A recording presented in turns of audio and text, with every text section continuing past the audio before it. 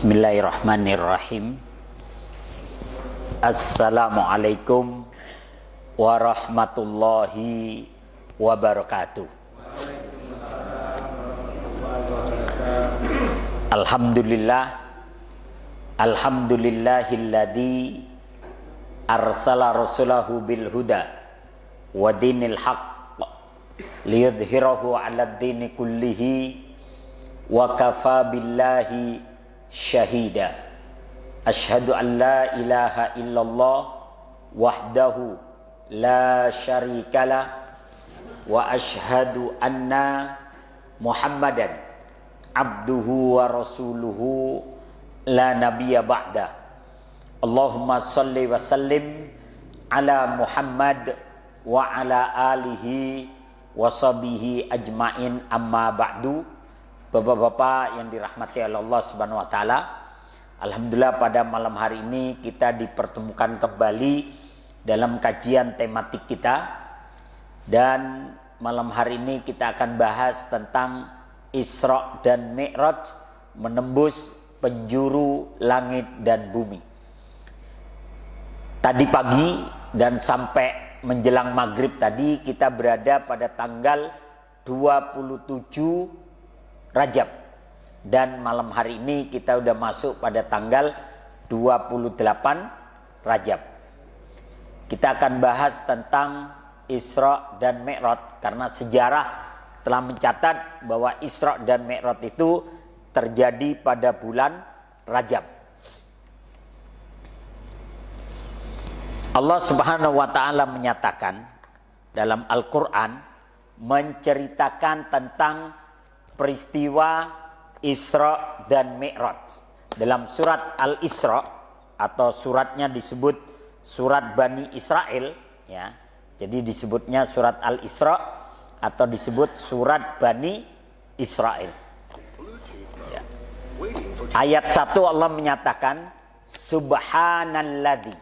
Jadi Allah memuji dirinya sendiri dengan menyatakan Subhanalladzi, Maha suci Allah. Alladzi, yang asra, memperjalankan. Jadi kenapa perjalanannya cepat?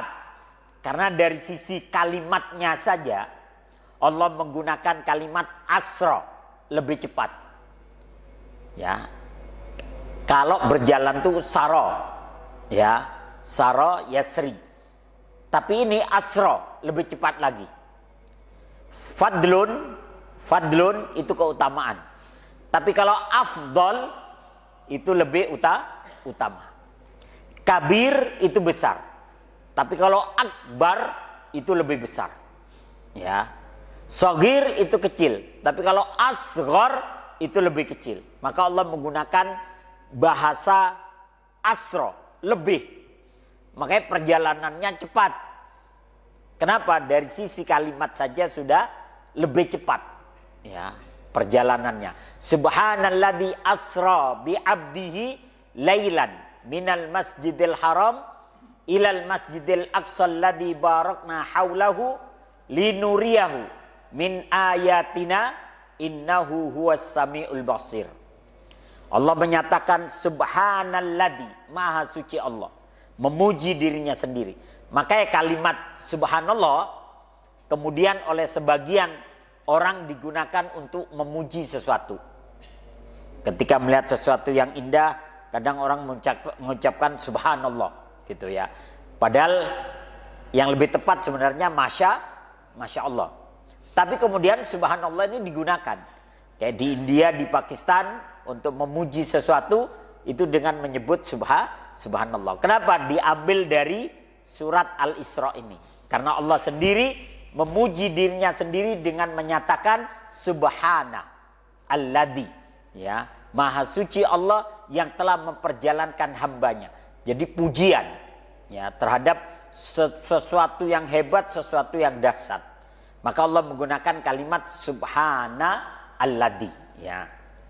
Maha suci Allah yang telah memperjalankan hambanya lailan, pada waktu malam, ya, minal masjidil haram, dari Masjidil Haram ilal Masjidil Aqsa, ke Masjidil Aqsa. Menurut Rasulullah Shallallahu Alaihi Wasallam dalam hadis riwayat Imam Ahmad bahwa masjid yang pertama kali dibangun adalah Masjidil Haram, ya. Kemudian 40 tahun kemudian baru dibangun Masjidil Aqsa, ya, oleh Nabi Ibrahim, ya. Alladzi barakna haulahu, di Masjidil Aqsa yang telah kami berkahi di sekelilingnya. Menurut tafsir Ibnu Katsir, bahwa yang diberkahi di sekeliling Al-Aqsa, banyak para nabi itu diturunkan di Palestina, diutus di wilayah Palestina di sekitar Al-Aqsa. Ada juga yang menyebutkan bahwa di wilayah Al-Aqsa itu diberi keberkahan karena di sana mati syahidnya itu gampang. Bumi perjuangan itu di Al-Aqsa, ya. Bumi jihad itu di Syam, ya. Kata Nabi, bumi jihad itu di Syam. Syam itu salah satunya adalah Palestina. Nah ini. Linuriyahu min ayatina. Untuk memperlihatkan sebagian tanda-tanda dari kebesaran kekuasaan kami. Yakni Nabi itu kan perjalanannya dari Masjidil Haram ke Masjidil Aqsa itu mampir di beberapa tempat. Di antaranya ke Bukit Tursina, ke kota Madian, ke Madinah, bahkan ke Baitul Lahm atau Bethlehem. Jadi diperlihatkan, ya. Kemudian di antara tanda-tanda yang diperlihatkan, Nabi dibawa keliling menuju langit dunia sampai langit ketujuh, sampai ke Sidratil Muntaha, ya, sampai ke Arash dan Sidratil Muntaha, ya. Jadi ini linuriyahu min ayatina innahu huwas samiul basir. Sesungguhnya Allah itu maha mendengar dan lagi maha melihat. Nah, latar belakang terjadinya Isra dan Mi'raj adalah karena Nabi mengalami duka yang mendalam, mengalami kesedihan yang luar biasa, yakni pada tahun duka cita, Amul Huzni. Am itu tahun, Al-Huznun itu duka, ya. Kenapa? Karena ketika itu dua orang yang dicintai dan orang-orang yang senantiasa membantu dan membela Rasulullah wafat pada tahun yang sama. Yang pertama adalah Abu Thalib yang selalu pasang badan di setiap dia membela Rasulullah SAW. Tiap ada gangguan, Abu Thalib pasang badan. Dan yang kedua adalah Ibunda Khadijah radhiyallahu anha, ya. Pada tahun ke-10 kenabian, jadi setelah 10 tahun menjadi nabi.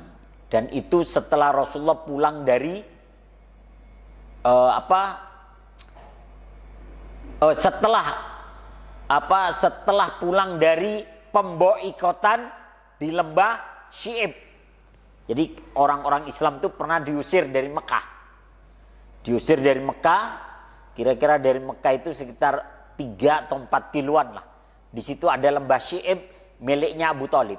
Satu lembah yang tidak ada teduhan. Ya, diusir semuanya ke sana selama 3 tahun. Ya, jadi pemboikotannya itu selama 3 tahun. Ya. Maka yakni tahun di mana paman Nabi yang bernama Abu Thalib wafat dan istri Nabi yang bernama Khadijah juga wafat. Sehingga Rasulullah sangat bersedih. Maka akhirnya Allah memperjalankan beliau melalui Isra dan Mi'raj. Karena setelah Isra dan Mi'raj itu kesedihan Nabi berkurang. Dan bahkan Nabi makin teguh lagi dalam melangkah. Ya, kenapa? Ternyata Allah Maha Kuasa. Ditampakkanlah langit pertama sampai langit ke-7. Ditampakkan kepada Nabi surga dan neraka. Bahkan ditampakkan kepada Nabi Sidratil Muntaha. Maka Nabi sadar bahwa backingannya itu nggak main-main, nggak kaleng-kaleng. Maka Nabi, walaupun sekarang Abu Thalib tidak ada, Ibunda Khadijah nggak ada, maka Allah tetap ada. Maka Nabi tetap melangkah itu. Ya. Ketika Abu Thalib wafat setelah diasingkan, ya. Nah ini Abu Sufyan, presiden Quraisy. Very well. We will make a foreigner of him. Abu Talib has his arms around him. Very well. We will throw uncle and nephew out. Good. In one bundle. His whole family out. We will expel them from ourselves.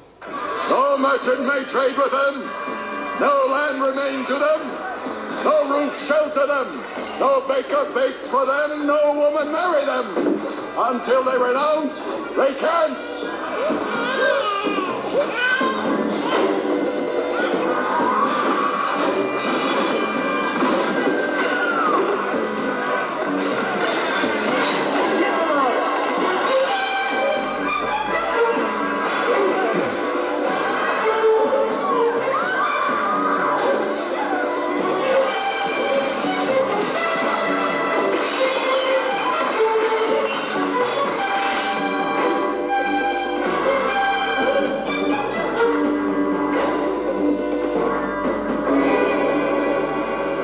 Diusir semuanya ke lembah Syi'ib ya, selama 3 tahun berturut-turut.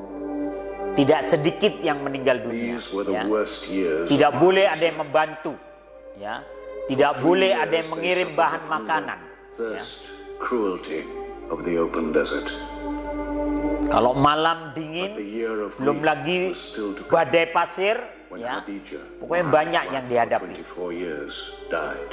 3 tahun ya Pak ya. Nah setelah selesai dari pemboikotan, Abu Thalib sakit dan ibunda Khadijah sakit ya. He never asked more from you than one word.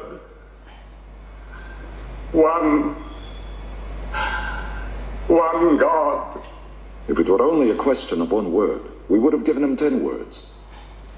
But the word he wants. Ini Abu Sofyan nih, presiden Quraisy.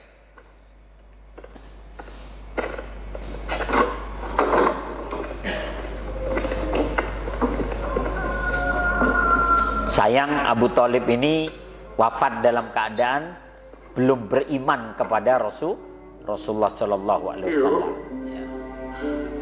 We're afraid, even to hear.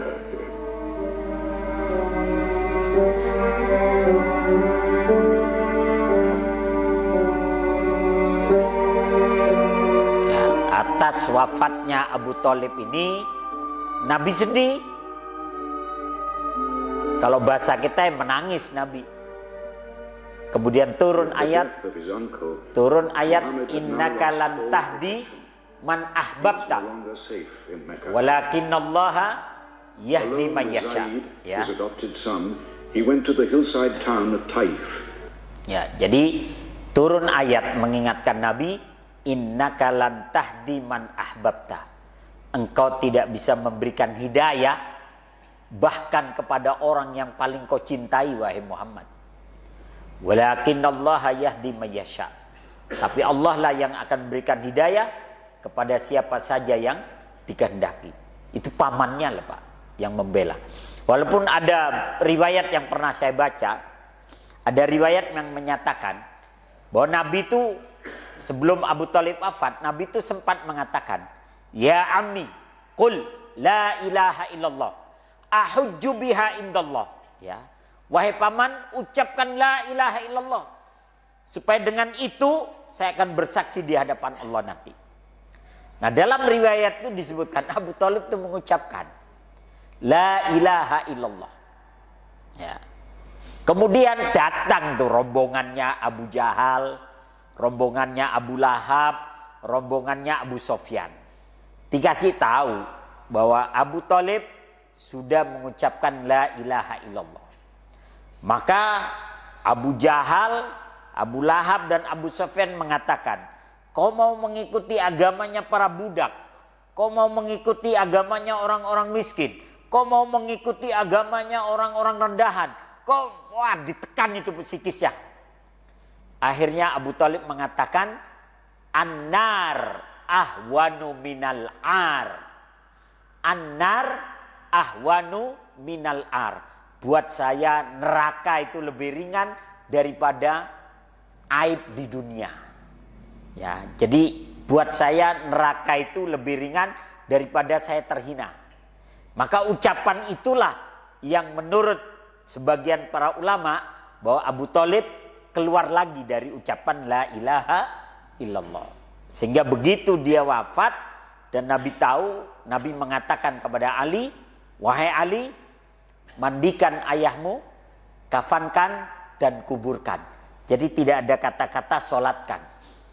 Jadi mandikan, kafankan dan kuburkan. 3. Kan harusnya kan mandikan, kafankan, sholatkan, kuburkan. Tapi yang sholatkan nggak ada. Nabi hanya minta mandikan, kafankan dan kuburkan. Nah ini, maka Nabi sedih.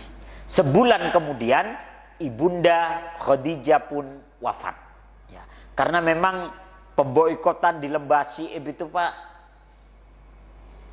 membuat orang nggak sehat gitu loh. Ya namanya 3 tahun, ya dengan kondisi seadanya, ya air kurang, bahan makanan kurang, bahan-bahan kesehatan kurang, pokoknya seperti itulah. Sehingga tidak sedikit yang kemudian sakit dan wafat. Maka untuk menghibur Rasulullah, menguatkan hati Rasulullah kembali, maka Allah perjalankan melalui Isra dan Mi'raj. Tidak tanggung-tanggung. Allah sendiri yang menceritakan Isra dan Mi'raj itu. Allah abadikan dalam surat Al-Isra ayat 1. Kenapa Allah sendiri yang bercerita? Karena Isra dan Mi'raj itu di luar akal kita Pak. Di luar logika. Bahkan orang-orang fisika itu mengatakan begini. Gak mungkin itu. Isra dan Mi'raj itu terjadi gak mungkin. Gimana orang menembus dengan jasadnya menuju atmosfer? Hancur. Kalau menurut fisika. Tapi kan buat Allah itu mudah. Ya, jangankan itu. Di daerah Blora, Jawa Tengah. Hutan Blora, Jawa Tengah. Itu ada bus malam, ada truk yang nyangkut di tengah hutan Pak. Nyangkut di tengah hutan, gak bisa keluar kecuali pohonnya ditebang depan belakangnya. Lu kok bisa dia nyangkut tuh? Katanya perbuatan jin ya. Lu jin aja bisa melakukan itu, lintas dimensi begitu. Apalagi Allah, ya. Jadi banyak itu, coba lihat di YouTube tuh ya. Rombongan bis, kemudian rombongan truk. Berasaannya supir tuh di jalan tol gitu. Tiba-tiba dia lihat kayak rest area gitu kan. Mampir di situ, berhenti. Begitu mesin dimatiin, hutan Pak. Hutan gak bisa keluar tuh sampai besoknya. Kecuali itu ditebang ininya. Pohon depan belakangnya. Baru bisa keluar. Ya. Kata mereka, dipindahin sama jin. Loh, kalau jin aja mampu melakukan lintas dimensi begitu. Apalagi Allah yang menciptakan jin. Buat Allah itu mudah. Ya, buat Allah mudah. Gak usah jauh-jauh lah. Kita transfer uang aja dulu kan pakai wesel Pak ya. 14 hari Pak. Sampai kita udah bengek baru datang Pak. Ya. Sekarang duit transfer sampai itu Pak. Mau ke Jawa Timur sono kayak mau kemana. Hitungan menit lah udah nyampe. Duit kita kirim. Ya. Cepet ya. Itu teknologinya manusia, apalagi teknologi yang atau ilmu yang dimiliki oleh Allah Subhanahu wa taala. Maka buat Allah itu tidak ada yang mustahil. Maka bicara Isra dan Mi'raj kita tidak bicara logika. Kita tidak bicara akal, tapi kita bicara keimanan. Kalau Allah yang sudah ngomong melalui Al-Qur'an, udah akal kita taruh di dengkul. Amantu billah, saya beriman dengan apa yang Allah ucapkan. Udah cukup begitu. Makanya Abu Bakar As-Siddiq ketika Rasul menceritakan Isra dan Mi'raj kepada orang-orang Quraisy, Abu Jahal itu ketawa. Menghina Nabi. Wah, ini orang benar-benar gila ini Muhammad nih ya. Masa dia terbang ke langit ya. Terus dia datangi itu Abu Bakar. Abu Jahal mendatangi Abu Bakar. Menceritakan, Abu Bakar, teman kamu itu benar-benar gila. Masa dia bilang ke langit kemudian turun kurang dari semalam, terbang aja nggak bisa, masa dia menembus langit? Abu Bakar tersenyum. Kata Abu Bakar apa? Itu yang diceritakan Muhammad kepadamu. Itu yang diceritakan oleh Muhammad kepadamu. Kalau yang ngomong Muhammad, lebih dari itu ceritanya, saya percaya. Mau apa kok? Begitu ya. Diam langsung Abu Jahal tuh. Wes podo edani kata Abu Jahal. Ya. Tapi Abu Bakar kemudian dijuluki oleh Nabi Abu Bakar As-Siddiq. Abu itu bapak, Bakar itu pagi-pagi buta, As-Siddiq membenarkan cerita Isra dan Mi'raj. Maka sampai hari ini dikenalnya Abu Bakar As-Siddiq. Ya. Memang Isra dan Mi'raj itu bicara iman Pak, tidak bicara logika. Kalau bicara logika nggak masuk. Tapi iman lebih dari itu Allah mampu melakukannya. Ya, lebih dari itu Allah mampu melakukannya. Ada 16 sahabat Nabi yang meriwayatkan tentang Isra dan Mi'raj. Artinya Nabi sendiri berbicara kepada mereka, menceritakan kepada mereka. Para sahabat tersebut adalah Anas bin Malik, ada Abu Dar Al-Ghifari, ada Malik bin Sa'sa'ah, ada Abdullah bin Abbas, ada Jabir bin Abdullah, ada Abu Hurairah, ada Ubay bin Ka'ab. Selain itu juga ada Buraidah ibnul Husayb al-Aslami, ada Hudzaifah ibnul Yaman, ada Shaddad bin Aus, Suhaib ar-Rumi, ada Abdurrahman bin Qurat, ada Abdullah bin Umar, ada Abdullah bin Mas'ud, ada Ali bin Abi Thalib, dan ada Umar bin Khattab yang meriwayatkan tentang Isra dan Mi'raj. Dan ke-16 sahabat ini adalah sahabat yang dikenal kejujurannya, tidak berdusta. Kalau orang tukang ngibul terus cerita Isra dan Mi'raj, gak ada yang percaya Pak. Lalu tiap hari ngibul terus cerita Isra dan Mi'raj, ya gak ada percaya. Ya, pagi dele sore tempe, ya gak ada percaya. Tapi kalau yang bicara Umar, Ali, Abdullah bin Umar, Abdullah bin Mas'ud, wah jangan ditanya ya. Mereka adalah orang-orang yang, kalau dalam bahasa hadis itu mereka adalah orang-orang yang sikoh, orang-orang yang dapat dipercaya. Nah, peristiwa Isra dan Mi'raj itu terjadi pada malam ke-27 Rajab, tahun ke-10 masa kenabian. Tapi ada juga yang riwayat yang ditulis oleh Syekh Syafiur Rahman Al-Mubarakfuri, ada yang menyebutkan 9 Rajab, wallahu a'lam bishawab. Tapi yang jelas di Indonesia diambil kesepakatan yang tanggal 27 Rajab. Makanya kita liburnya tanggal 27 Rajab ya. Nah, ketika Rasulullah tertidur, tiba-tiba malaikat Jibril mendatangi Nabi dengan membawa buraq yang dapat berlari kencang laksana kilat. Buraq itu asal kata dari barkun, artinya kilat. Jadi kalau mau ada petir, terus ada celap, itu barkun, kilatnya, gitu ya. Makanya simbol listrik itu kan kilat, ya. Simbol listrik itu kilat.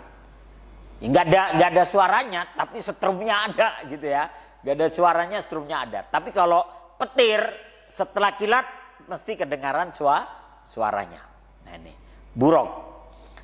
Kata Isra berasal dari kata bahasa Arab, artinya perjalanan malam. Asra yusri, ya.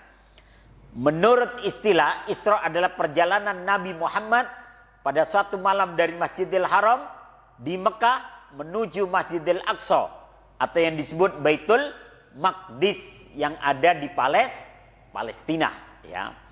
Kemudian Mi'raj itu ke sini. Jadi kalau Isra itu begini, horizontal. Kalau Mi'raj itu vertikal. Ya, Mi'raj itu vertikal. Mi'raj dalam bahasa Arab artinya tangga. Jadi naik ke atas. Mi'raj. Makanya dalam riwayat yang lain disebutkan as-sholatu mi'rajul mu'min. Sholat itu adalah mi'rajnya seorang mukmin. Makanya kadang kita sholat itu Pak merasa berkomunikasi dengan Allah. Merasa sedang berdialog dengan Allah. Makanya orang habis sholat kadang tenang. Ya, orang habis sholat tenang. Biarpun ada masalah, habis sholat tenang kadang kita. Ya, keluar mudah-mudahan Allah mudahkan semuanya, ya. Jadi as-sholatu mi'rajul mukmin. Salat itu mi'rajnya seorang mukmin. Makanya Nabi itu kalau mau sholat berjamaah, Nabi itu suka bilang kepada Bilal, "Arihna biha ya Bilal." buatlah kami nyaman dengan sholat itu wahai Bilal. Maka Bilal langsung qomat tuh Pak. Kalau Nabi udah bilang buatlah kami nyaman dengan sholat, Bilal tuh langsung qomat. Ya. Makanya yang berhak menyuruh qomat tuh imam. Dan yang berhak untuk qomat adalah muadzinnya. Ini kadang kan kagak masjid. Yang adzan siapa, yang qomat siapa. Ntar ujuk-ujuk orang main nyuruh aja. Udah deh qomat ya. Imamnya siapa gitu kan. Maka ada baiknya imam tuh memang ada imam rawatib gitu ya. Dialah yang nyuruh muadzinnya. Arihna biha ya Bilal. Buat kita nyaman dengan sholat itu wahai Bilal. Maka Bilal langsung qomat ya. Mi'raj itu naik ke atas. Menurut istilah Mi'raj itu naiknya Nabi Muhammad sallallahu alaihi wasallam dari Masjidil Aqsa menuju langit pertama sampai menuju Arasy sampai menghadap menuju Sidratil Muntaha. Maka kalau ditanya Arasy di mana? Arasy ya di langit. Karena berdasarkan 16 hadis tentang Isra dan Mi'raj semuanya menyebutkan Arasy itu di langit. Ya, Arasy itu di langit dan Allah itu berada di Arasy. Allah itu berada di Arasy. Bukan berarti kita menyatakan Allah sama dengan makhluk. Enggak, Allah sendiri yang mengabarkan kepada kita bahwa Allah itu di Arasy. Ya. Ar-Rahmanu 'alal arsy istawa. Allah itu beristiwa di Arasy. Ya. Bukan berarti kita menyamakan Allah dengan makhluk. Allah sendiri yang mengabarkan. Udah cukup sampai di situ, enggak usah nanya lagi. Allah di Arasy-nya ngapain? Rebahan, duduk, apa tengkurap? Enggak boleh. Itu bukan urusan kita udah. Tugas kita adalah beriman, Allah di Arasy selesai. Ya. Jadi berdasarkan hadis-hadis tentang Isra dan Mi'raj, Arasy itu di langit. Walaupun ada sebagian saudara-saudara kita itu yang menyatakan, oh Allah itu tidak ada di mana-mana. Ya, ada yang menyatakan begitu. Ada juga yang menyatakan, oh Allah itu tidak terbatas ruang dan waktu. Berdasarkan hadis tentang bahwa 50 tahun sebelum Allah menciptakan langit dan bumi, Allah itu berada di awang-awang. Hadisnya memang ada itu. Ya. Tapi kan setelah Allah menciptakan langit dan bumi, Allah sendiri yang menyebutkan Ar-Rahmanu 'alal arsyis tawa. Allah itu bersemayam di Arasy. Udah cukup iman kita sampai di situ. Gak boleh lagi nanya ngapain di sana. Gak usah, itu bukan urusan kita. Ya. Nah ini. Nah, maka dari Masjidil Haram yang ada di kota Mekah, ya, menuju Masjidil Aqsa, ya, di Palestina, di Yerusalem, ya, di mana Yerusalem itu diturunkannya para nabi, sehingga 3 agama itu semuanya bersemayam di sana. Ada Yahudi, ada Nasrani, ya, kemudian ada Islam juga di situ. Maka di wilayah Baitul Maqdis di situ ada 3 tempat ibadah. Di tengah-tengah itu Masjidil Aqsa. Kemudian di sebelah kanannya itu ada tembok ratapannya Yahudi. Dan di sebelah kirinya adalah altar tempat beribadahnya orang-orang Nasrani. Makanya Baitul Maqdis atau wilayah Yerusalem itu disebutnya Kingdom of Heaven. Yang selalu menjadi rebutan 3 agama. Dulu sebelum Rasulullah diutus, wilayah Syam itu dulu jadi 1. Sekarang Syam itu dibagi menjadi 4 negara oleh Inggris. Menjadi Suriah, Palestina, Yordan dan Libanon. Dulu jadi 1. Nah, salah satunya itu Yerusalem atau Baitul Maqdis di situ. Dulu dikuasai oleh Konstantinopel. Ya. Kemudian tahun 36 Hijriah dikuasai oleh Umar bin Khattab tuh. Jatuh ke tangan kaum muslimin. Sampai kira-kira 400 tahun berada di kekuasaan tangan kaum muslimin. Selama 400 tahun itu Yahudi Nasrani aman dalam kekuasaan Islam. Kemudian terjadi perang salib. Ya, dikuasai oleh orang-orang Katolik, ya. Dikuasai dan dibantai itu orang-orang Islam yang ada di dalam Yerusalem itu dibantai. Bahkan pendetanya itu, lupa saya namanya itu. Pendetanya itu mengatakan, kami telah membantai orang-orang Islam di kota Yerusalem sampai darah mereka setinggi lutut kuda-kuda kami. itu ada Pak. Sampai sekarang diabadikan tuh suratnya, pemberitahuannya bahwa darah kaum muslimin ketika dibantai itu setinggi lutut kuda-kuda kami. Ya. Kemudian dikuasai itu oleh Nasrani selama 80 tahun. Kemudian datang itu Salahuddin Al-Ayyubi. Diambil alih kembali oleh Salahuddin Al-Ayyubi. Dan itu hampir 600 tahun apa 700 tahun. Sampai jatuhnya Turki Utsmani 1924. Nah, sekarang dikuasai oleh Yahudi sekarang ya. Oleh Zionis Israel ya. Dan nanti pasti akan dibebaskan. Dan yang membebaskannya adalah Ashabu Rayati Sud, pasukan-pasukan yang senantiasa membawa bendera hitam. Ya. Maka ketika itu memang menjadi rebutan tiga agama. Ya. Ini ketika Yerusalem diserahkan kepada Salahuddin Al-Ayyubi. Ini panglima perangnya Balian akhirnya menyerahkan Yerusalem kepada Salahuddin karena ada jaminan keamanan bahwa mereka tidak akan dibantai oleh Salahuddin. Dan Salahuddin berpegang teguh pada janjinya. Semua aman. Bahkan di zaman Salahuddin, tiga agama boleh hidup berdampingan. Ya. Ini bedanya Pak. Kalau orang Islam yang berkuasa, aman. Ya. Nah ini. They will ask for terms. They must ask for terms. Convert to Islam. Repent later. You've told me a lot about religion, Your Eminence. Nah ini panglimanya nih, Balian.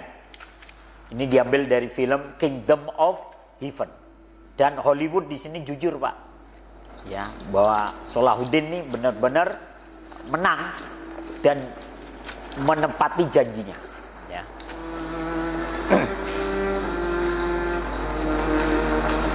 When you yield the city,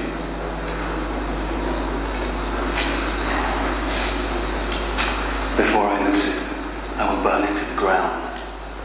Your holy places, ours, every last thing in Jerusalem that drives men mad. I wonder if it would not be better if you did. You will destroy it. Every stone, and every Christian knight you kill will take 10 Saracens with him. Nah, pasukan Islam disebut Saracen. Sampai hari ini disebut Saracen. Ya.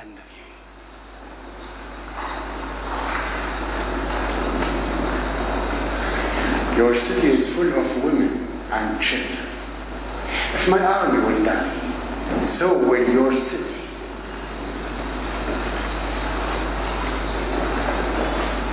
You offer terms, I ask none.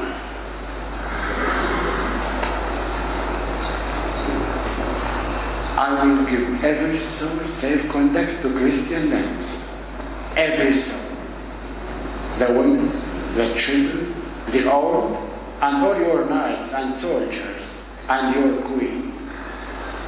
Your king, such as he is, I leave to you, and what God will make of him. No one will be harmed, I swear to God.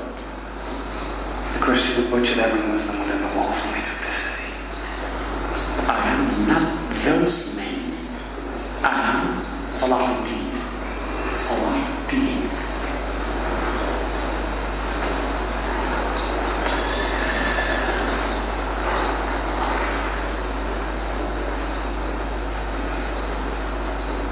Then under these terms I surrender Jerusalem. Nah, karena ada jaminan keselamatan, akhirnya diserahkan tuh Yerusalem Pak. Ya. Jadi ada jaminan keselamatan dari Salahuddin, tidak akan dibantai. Ya. Nothing.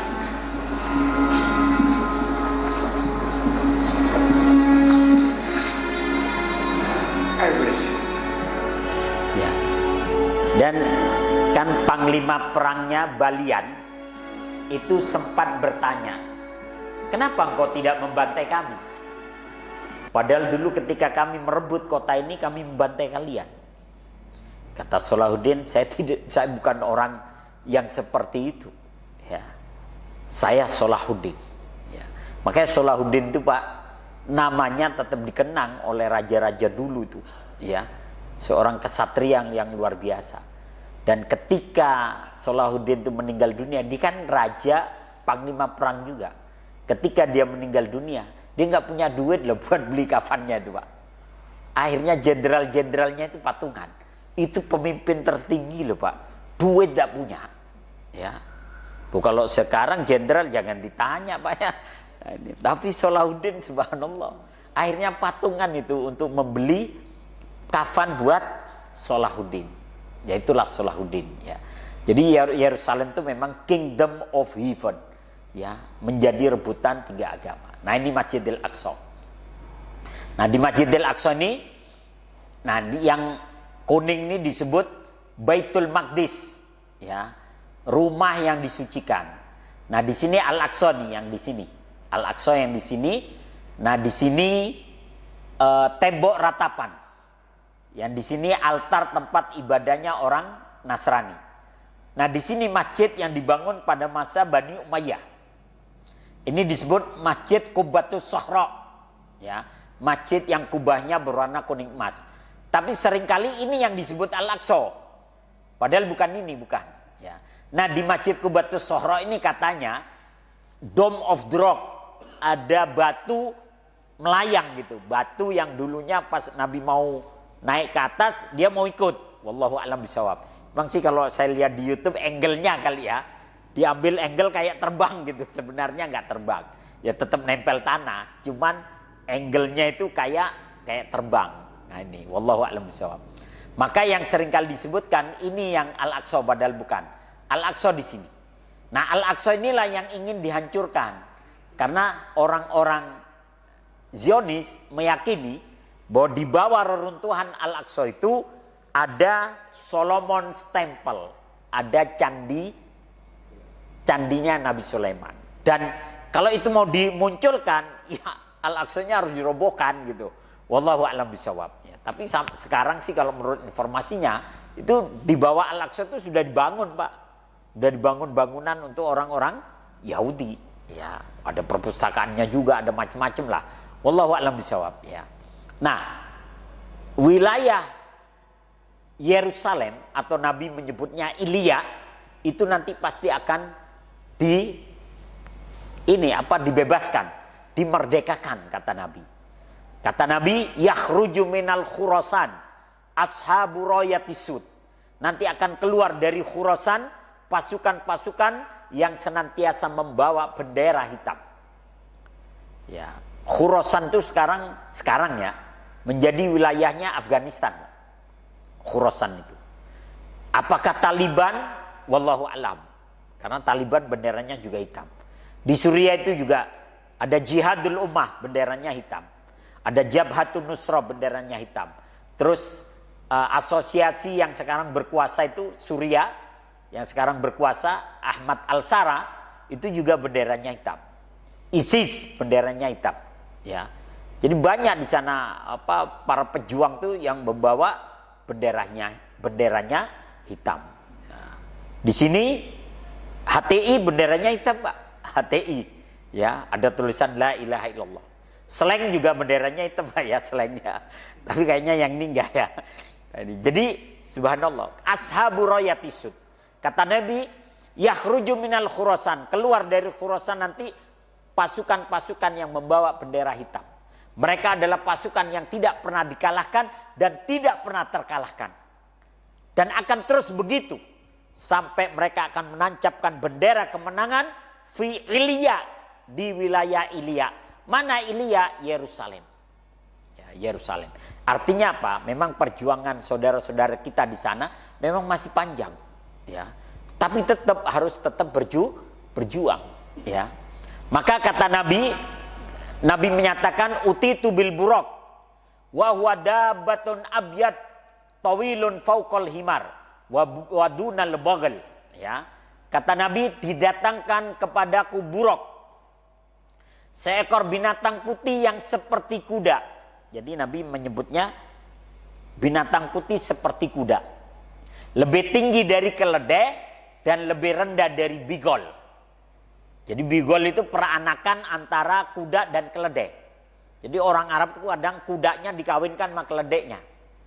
Anaknya Bigol namanya. Ya. Anaknya jadinya Bigol, lebih tinggi dari keledai tapi lebih rendah dikit daripada kuda. Nah ini kata Nabi buruk. Jadi buruk itu Nabi menyebutnya seperti kuda. Tapi Nabi tidak menyebutkan sayap lah ya. Karena orang sekarang menggambarkan buruk itu ada sayapnya, ada tanduk. Nah, ya, itu mah unicorn ya. Unicorn yang ceritanya anak-anak Amerika itu, ya. Ada juga yang menggambarkan buruk itu badannya kuda, mukanya manusia, cewek cakep gitu, ya. Itu orang Yahudi yang gambar itu, Pak, penghinaan sebenarnya itu buat Rasulullah, ya. Ada sayapnya gitu, bukan. Ya, buruk itu lebih tinggi dari keledai, lebih rendah daripada Bigol. Dan ada tali kekangnya, karena Nabi dalam hadisnya menyebutkan, aku tambatkan talinya di tempat pengikatan, para Nabi mengikatkan kuda-kuda mereka. Jadi udah lengkap, ada ininya, ada tempat duduknya juga, ada tali kekangnya. Jadi nggak kayak kuda-kuda liar begitu, enggak. Memang dibawa oleh malaikat, ya memang dibawa, ya. Ya emang kalau kita bicara logikanya yang nggak masuk, tapi ini kita bicara tentang iman. Kemudian kata Nabi, yadau hafiratu inda muntaha tarfi. Qala faraqibtuhu hatta ataitu Baitul Maqdis. Qala farabattuhu bil halqah allati yarbitu bihi al anbiya. Ya. Buruk itu berupaya meletakkan telapak kakinya di ujung pandangannya. Jadi buruknya itu begini, supaya punggungnya lebih rendah, ya. Maka aku menungganginya. Jadi Nabi naiknya itu enggak berat, karena buruknya sendiri begini, ya. Sehingga posisi punggungnya itu lebih ke bawah, sehingga Nabi menungganginya. Dan buruk itu membawaku hingga sampai ke Baitul Maqdis. Aku ikat, aku tambatkan tunggangan itu di tempat para Nabi biasa menambatkan tunggangannya, ya. Hadis ini diriwayatkan oleh Imam Bukhari dan Muslim. Dan lafal hadis ini berdasarkan lafaz Imam Muslim. Ya. Tentang Isra dan Mi'raj ini, Ibu Irena Handono pernah menyatakan bahwa tentang Isra dan Mi'raj ini sudah disebutkan dalam Perjanjian Baru, ya, Kitab Wahyu pasal 19 ayat 11. Lalu aku melihat surga terbuka. Sesungguhnya ada seekor kuda putih dan ia yang menungganginya bernama Yang Setia dan Yang Benar. Dia menghakimi dan berperang dengan adil. Ya. Jadi di situ disebutkan, kata Ibu Irena Handono, bahwa Yesus berkata, lalu aku melihat surga terbuka. Sesungguhnya ada seekor kuda putih dan ia yang menungganginya bernama Yang Setia dan Yang Benar. Nabi Muhammad kan namanya Muhammad, terpuji. Tapi ini Yang Setia dan Yang Benar. Ternyata ini nama julukan Nabi Muhammad. Bahwa sebelum jadi Nabi, Rasulullah itu dipanggil Al-Amin. Orang yang dapat dipercaya. Hanya orang yang setialah yang bisa dipercaya. Dan hanya orang yang omongannya benarlah yang bisa dipercaya. Dan Rasulullah itu sudah mendapatkan julukan itu dari seantero Arab. Dengan julukan apa? Al-Amin. Bahkan orang-orang Yahudi itu, Pak, kalau mereka bepergian jauh, mereka menitipkan emasnya, uangnya kepada Rasulullah. Ya, kata mereka, saya nggak percaya sama kenabianmu, tapi saya percaya dengan kejujuranmu. Nitip itu orang Yahudi. Kalau nitipnya sama Abu Jahal, hilang tuh duit, Pak. Ya, makanya nitipnya sama Nabi. Nggak percaya sama kenabiannya, tapi percaya sama amanahnya. Maka beliau disebut Al-Amin. Ya.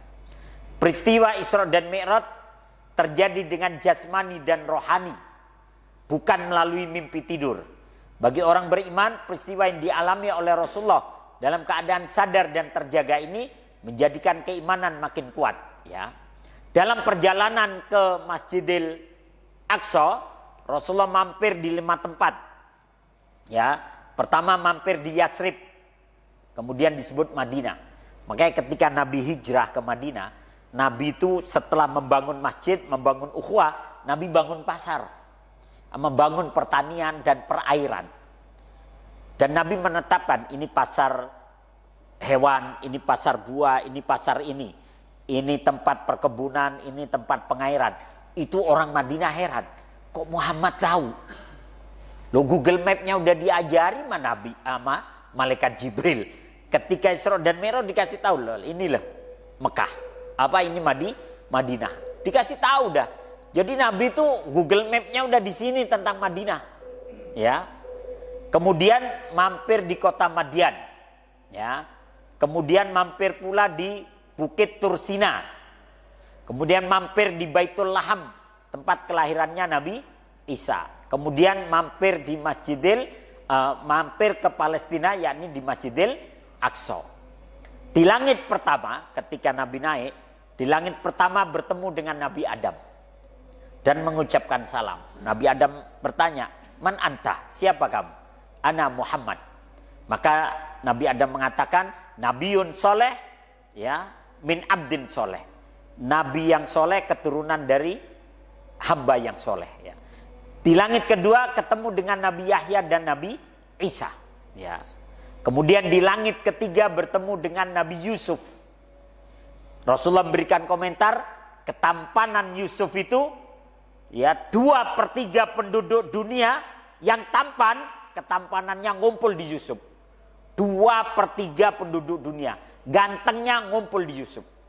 Makanya wajar kalau Zulaikha itu, ya, tergila-gila sama Nabi Yusuf. Ya. Tampan banget tuh Nabi Yusuf.